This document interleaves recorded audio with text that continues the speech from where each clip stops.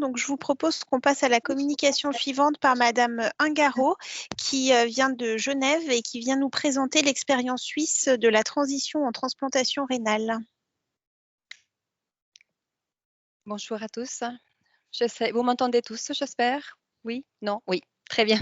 J'essaye de partager mon écran. Je pourrais pas avoir le contrôle dessus, mais vous allez passer, je pense, au fur et à mesure. Donc, je me présente Priscille Ungaro, infirmière spécialisée en soins à l'enfant et à la famille à l'hôpital de Genève. Je suis diplômée aussi en éducation thérapeutique. Et j'ai envie aujourd'hui de partager ce qu'on fait à l'hôpital de Genève en soins de transition en transplantation rénale. Suivante. Donc, simplement vous dire, pour introduire, qu'en Suisse, entre 10 et 12 enfants reçoivent chaque année une transplantation rénale. Et là, comme vous voyez, on est loin, vraiment loin de la France, qui sont presque 80 par année. Mais bon, nous sommes dans un petit pays. Le développement des nouveaux traitements immunosuppresseurs ont permis d'améliorer les résultats des greffes rénales. Cependant, la non-adhérence du patient joue un rôle majeur dans la perte du greffon à l'adolescence, comme on l'a écouté toute l'après-midi. À ces jours, 90% des enfants survivent au-delà des 20 ans et passent des soins pédiatriques aux soins adultes. Alors voilà pourquoi il est si important d'avoir un programme de transition. Suivante, vous pouvez continuer. Merci. Pourquoi? Parce qu'en fait, toutes les études qui parlent de la perte du greffon à l'adolescence s'accordent sur ces deux éléments-là comme étant les éléments clés, les éléments d'origine, c'est-à-dire la non-observance, comme on a entendu tout à l'heure, dans le traitement, c'est-à-dire ce qui va amener à une diminution de la fonction rénale et puis à la perte du greffon. Et de l'autre côté, le manque d'une relation de confiance établie dans les équipes adultes.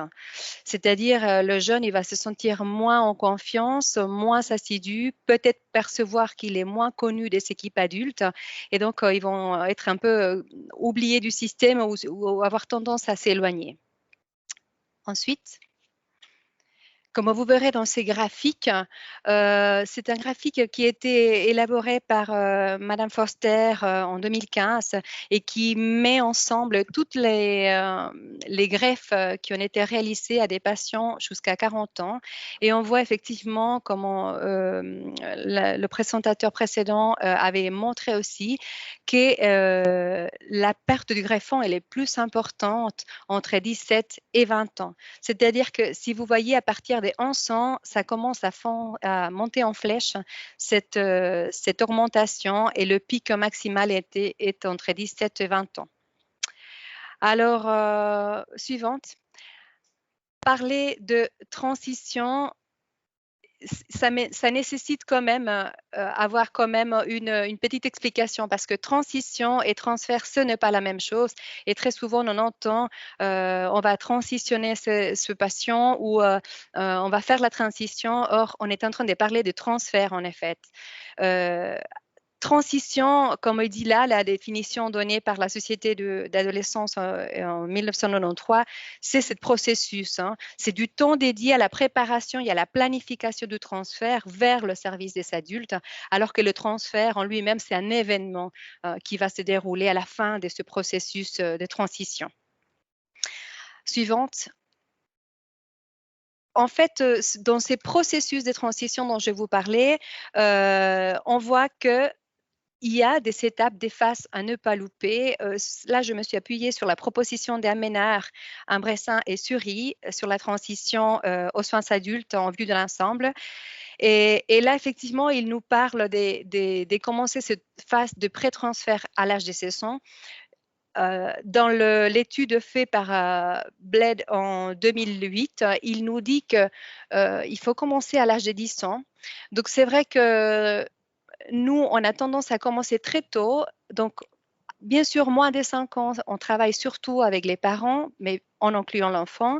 Mais dès l'âge de 6 ans, on va travailler avec le petit patient pour acquérir en fait des nouvelles compétences et cela selon un programme éducatif individualisé centré sur ses besoins.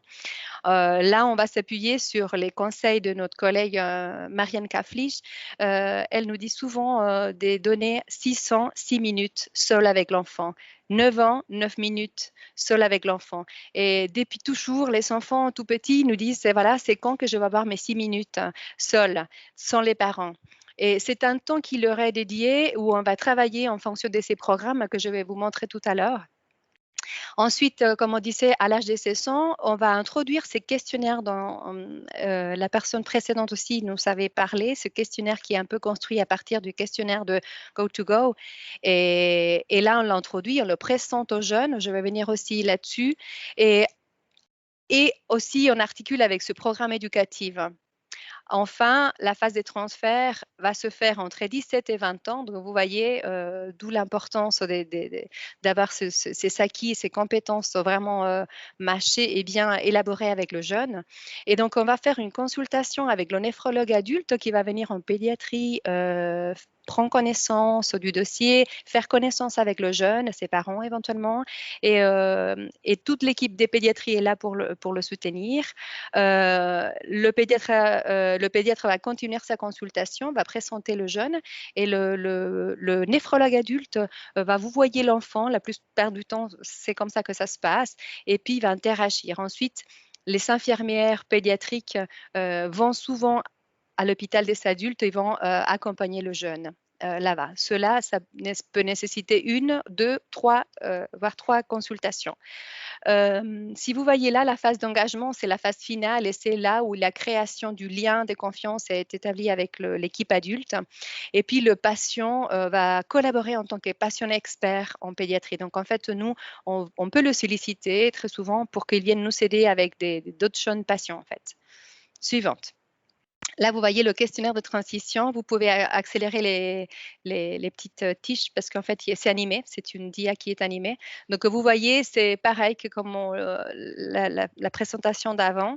Voilà, c'est des moments, je sais expliquer aux autres ma maladie, je connais les noms de mes médicaments, je sais à quoi ils servent, etc., etc.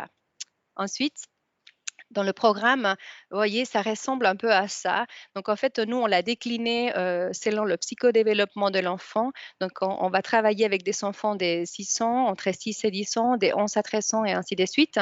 Il va y avoir des compétences qui ont été prises de la proposition de Jean-François Divernois et Rémi Gagnère. Donc là, ils vont avoir des compétences d'adaptation à la maladie.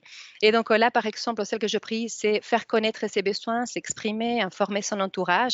Et puis, si vous activez l'animation, il y a, par exemple, un enfant de 6 ans, il va dire, c'est important qu'il dise j'ai une greffe rénale, alors qu'un enfant suivant de 6 à 10 ans, vous pouvez animer s'il vous plaît. Voilà, il va pouvoir dire j'ai une greffe rénale, mais je connais aussi la cause. Et puis à 14-17 ans, en plus de cela, on va dire voilà, je peux exprimer mes besoins, faire exprimer mes connaissances, je peux me positionner devant la consultation. Et puis la dernière colonne, c'est une colonne qui est à l'attention des parents et pour travailler en partenariat avec eux. Donc en fait, on va demander aux parents de, par exemple, d'encourager son enfant à poser des questions à la consultation. Suivante. Là, vous voyez, ce sont des indicateurs d'évaluation. Donc, au fur et à mesure que le programme avance, on peut évaluer si l'enfant a acquis ses compétences. Et donc, vous voyez, l'idée, c'est que dans la dernière colonne, vous voyez des petits sourires qui sont là. Je ne sais pas si vous les voyez si bien, mais en général, on met un petit sourire et l'enfant, il sait ce qu'il a atteint, ce qu'il n'a pas atteint. Et en fonction de cela, on va pouvoir continuer à travailler à la suite. Suivante. Là, vous voyez, ce sont quelques outils pédagogiques que nous utilisons. Donc, l'enfant, il est vraiment acteur. La feuille qui a le dessin, vous voyez, c'est juste comme j'imagine l'intérieur de mon corps. Donc, l'enfant va, avant de commencer à donner le rein, les urétères et tout le reste, d'abord, comment il se représente. Donc, vous voyez, si on parle d'un enfant qui se représente 2 tuyaux, 2 chemins, donc un pour faire pipi, donc il y a l'eau qui passe avec le verre à côté, ou bien l'autre, il y a le caca qui passe, donc il y a la petite porte qui laisse ou pas sortir le caca. Donc, en fonction de ça, il va falloir adapter l'enseignement en fonction de cette capacité de l'enfant à comprendre. Et puis, si on va à la suite, parler de notre expérience. Donc, depuis 2015 suivante, il y a on a implémenté des consultations infirmières. Vous pouvez avancer hein, avant la consultation médicale. Donc, l'enfant vient une seule fois le matin, par exemple. Il fait la consultation médicale, mais avant, c'est l'infirmière qui le voit en consultation. Il a un temps de prise de signes vitaux, des prises de sang. Et puis, elle va rester seule avec l'enfant, ce temps pour travailler ce programme éducatif. Et puis ensuite, on va faire appel au médecin. Le médecin vient et il voit l'enfant, il discute avec. Si c'est un petit, il fait rentrer les parents et c'est là la consultation tous ensemble. Notre fonction, c'est aussi pouvoir mobiliser tous les acteurs autour de l'enfant, c'est-à-dire l'infirmière scolaire ou s'il y a une infirmière euh, libérale qui passe à la maison ou bien la pédopsychiatre ou pédopsychologue. Enfin, donc en fait, on mobilise tous les réseaux pour que cet enfant puisse être bien entouré et qu'on travaille tous ensemble. Ensuite, comme vous verrez, encore un petit peu, donc là, c'est le consensus dont je vous parlais, le meeting report qui était établi par le professeur Bell. Quels sont les conseils? Et puis, vous voyez, donc il y a des tâches à ne pas manquer. De ces tâches que vous voyez là, nous savons pour la plupart tout développer, suivantes, à part quelques-unes. Hein. Donc, ce qui nous reste à développer, c'est cette place d'une infirmière coordinateur transition dont vous parliez tout avant. Je pense que c'est un petit hôpital et nous savons une population qui est petite. Donc, c'est pour cela peut-être qu'on n'a pas encore. Et il nous reste à planifier un temps seul avec les parents pour pouvoir travailler avec lui sur cet outil éducatif et on ne l'a pas encore. Et puis, on avait envie de se lancer sur une licence, un diplôme ou un passeport pour que l'enfant dise, voilà, ça y est, le jeune, dise, voilà, on a travaillé tout ça, j'ai tout ça, je me sens prêt, allez, avec ça en main, je peux partir chez les adultes. Et puis, ça vient de lui. Ensuite, la conclusion, c'est que effectivement la transition en transplantation rénale est une étape importante dans la vie du patient et doit être effectuée selon un programme bien défini. Et puis, il est centré sur l'individu, doit être adapté à son psychodéveloppement et à ses besoins à lui. Et puis, cette transition commence très tôt dans la vie du patient afin qu'il soit impliqué d'emblée dans sa maladie et dans son traitement et jusqu'au passage adulte. Donc, je vous remercie pour l'attention. Vous pouvez continuer. Voilà la bibliographie. Et puis ensuite, je suis disponible pour des questions ou des commentaires. Merci beaucoup. Merci beaucoup pour cette présentation. Alors, ce qui m'a particulièrement intéressée, parce que je suis néphrologue pédiatre, mais avant de vous poser mes questions, il y a une question dans le chat qui demande comment vous êtes-vous procuré ces outils pédagogiques et aviez-vous un budget réservé pour cela? Alors, il y a certains des outils, ce sont des étudiants qui viennent en stage, étudiants infirmières, ils sont intéressés pour voir vraiment le rôle propre infirmière et c'est eux qui vont, ils nous sont proposés le mannequin, on les guide un peu ce qu'on aimerait, de quoi on a besoin. Les poupées, parfois, ce sont des laboratoires qui nous s'offrent. Voilà, c'est un peu comme ça s'est construit, ça s'est co-construit avec les patients en fonction de ce qu'ils ont besoin et comment on peut travailler ensemble. Donc, on participe, c'est un hôpital universitaire, donc il y a les étudiants qui nous aident aussi à travailler là-dessus. Ok. Alors moi j'avais deux questions pour vous. La première, alors on a un programme aussi de transition à Lyon pour nos patients greffés et c'est vrai que alors on commence peut-être pas à 6 ans et on fait pas le 6 minutes seul, mais clairement on essaye d'effectivement et on a mis en place des groupes de parole adaptés aux tranches d'âge chez les pré-ados, ados jeunes et puis ados un peu plus âgés en lien avec notre psychologue. Et la dernière année avant la transition, le groupe de parole est focalisé avec la psychologue du service pédiatrie, la psychologue du service de transplantation adulte et un médecin référent pédiatre et un médecin référent adulte avec des phases de groupe et des phases individuelles. Est-ce que vous, vos psychologues sont impliqués dans votre programme de transition? Non. Malheureusement, non. On n'a pas un psychologue qui est dédié à cette consultation. Ça fait longtemps, on le demande. Pour l'instant, on ne l'a pas. Par contre, on a accès aux psychologues de la maison et des pédopsychiatres aussi. Donc, c'est vrai qu'on travaille avec eux. On travaille aussi avec Madame Kaflich et son équipe.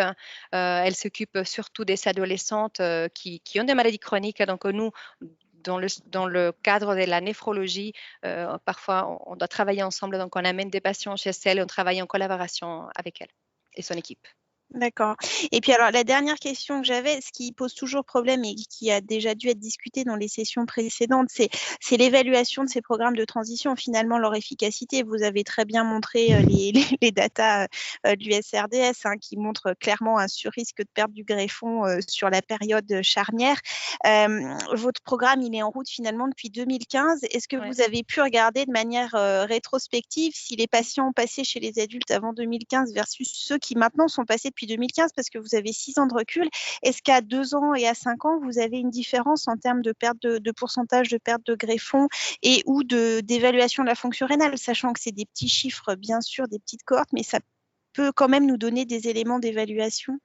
Tout à fait. Donc en fait, nos patients pédiatriques qui ont été transférés chez les adultes, dans l'ensemble, 3/4 de ces donc première question, on n'a pas encore évalué de manière formelle, c'est quelque chose qui se met en route maintenant parce qu'on a réussi à avoir, un néphrologue adulte intéressé à la transition et là, c'est important parce que si les enfants adhèrent à ces 2 problématiques que je citais tout à l'heure, la non-adhérence et le manque de consolidation, dans les relations dans les équipes adultes, donc il y a, l'histoire d'adhérence, il y est en partie. Par contre, tout ce qui est relation avec le néphrologue adulte, jusqu'à maintenant, c'était un peu plus difficile. Maintenant, on a un néphrologue adulte qui est intéressé. Donc là, je pense qu'on va travailler d'une autre manière en partenariat avec les services adultes et on va évaluer cela. Mais dans les grandes lignes, on a au jour d'aujourd'hui 1/4 de notre population qui est partie chez les adultes qui sont en dialyse, mais c'est suite au développement des anticorps. Voilà, c'est pas pour ne pas prendre le traitement. Et la deuxième, oui, c'est un manque d'adhérence.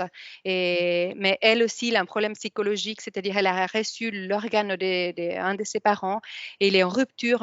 Il se sent redevable. Donc, c'est vrai que je pense que c'est aussi une manière de dire je ne veux plus de cet organe et voilà, elle est adulte maintenant. Voilà, à elle de voir. Mais sinon, tous les autres, ça s'est très, très bien passé pour l'instant. Mais à évaluer avec des chiffres, je vous l'amène la prochaine fois.